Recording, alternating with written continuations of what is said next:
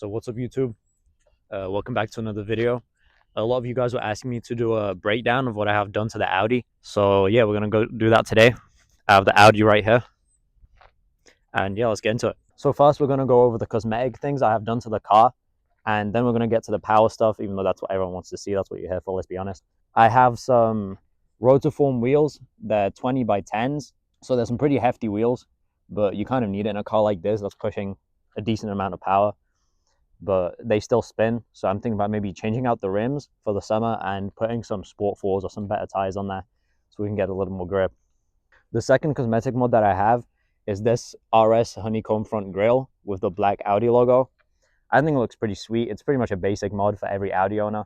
Almost every Audi has this. And then the third mod I have done to the Audi is black badges all around, the V8T badge, and then coming over here, the S7 badge and the Audi badge. I have full black badges on this just because I think it looks pretty neat, and the silver ones looked kind of goofy. It just made the car look like a base model. So the black badges definitely helped change the look of the car. Another mod that's going to be coming pretty soon are these Akrapovic exhaust tips that I plan on putting on pretty soon. So stay tuned for that. I think they look pretty sweet. Gonna have to wait till I get back from vacation to put those on because they're gonna be a bit of a pain in the ass because I'm gonna probably end up straight piping it, which I'm gonna regret for sure, but you know, why not, right? Interior wise, I don't really have anything done other than a radar detector and this interior lighting. I'm going to put a picture up of what it looks like. I also have these paddle extensions because the factory ones are pretty small. I just wanted to make them a little bit bigger so it's easier to hit. Now moving on to the powertrain of this Audi. One of the first things you see is this giant intake.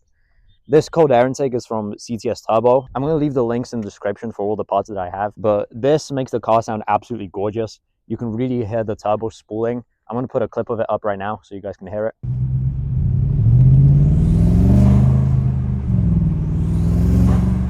So yeah, it sounds pretty sweet. They're probably one of my favorite mods that I've done to this other than the tune. We're going to get into that a little bit later. I also have the ECS tuning boost pipes that can handle more boost because I am tuned, so that's recommended. Then I also have these ECS tuning blow-off valves. For those of you that don't know, this car does come with recirculating valves from factory, which does not make any blow-off sound. They go right back into the turbos. So without the intake, you can't really hear any blow-off. However, these do let out a little bit of air. It's pretty noticeable, but I know that TGK makes a full blow-off valve conversion kit, but I didn't really care for the blow-off noise that much because I knew I was going to get the intake eventually anyway. So I just wanted the cheaper option. That was about $200. Whereas the TGK one, I think they start at like 800 without any of the bolts and anything. I'm not sure, something like that. I am running stock turbos. I haven't upgraded turbos yet. That's the only thing I'm missing to be full bolt on. So I do plan on getting turbos in the future. Just right now I had to take care of like the maintenance on the car. Like I had to replace the suspension, engine mounts, and a few other things that went out because they were just due. So now moving on to the tune, I am running an integrated engineering stage 1 tune on E85. For those of you that don't know, this motor is direct injected from the factory. So you have high flow injectors that can run E85. It is recommended to upgrade the fuel pumps eventually, which I have not done yet, but I plan on doing that. So integrated engineering says that stage 1 tune on E85 will take the car from 450 horsepower to 635 at the crank. I'm not sure what that is to the wheels. I'd have to look it up, but it's a decent amount of power for such a basic mod as a tune. This is one of the best platforms for power because you can push a lot of power on the stock motor in this because it's very well built. The only thing I'm worried about is the trans eventually going out if I try and push more power out of this thing. But right now I like where it is. It's fast, you know, but it's still drivable. And yeah, that's pretty much all I have done power-wise in the engine. Now let's move on to the exhaust. So as you guys see, I have the stock rear mufflers on because I haven't gotten around to replacing these yet. I do want to either straight pipe it or put some baller mufflers on to give it a little bit, make it a little bit louder, give it that deeper tone.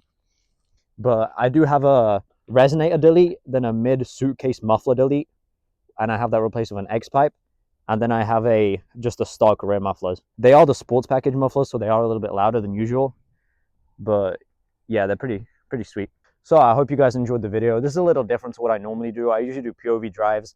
I don't really talk in my videos because I'm really awkward. I don't really know how to speak. But if you guys do want more content like this, make sure to smash that like button and let me know in the comments. and I'll be sure to put out more videos like this. There's going to be more POV drives coming soon. Make sure to go follow my Instagram. But yeah, that's pretty much all I have for you guys. And yeah, take care.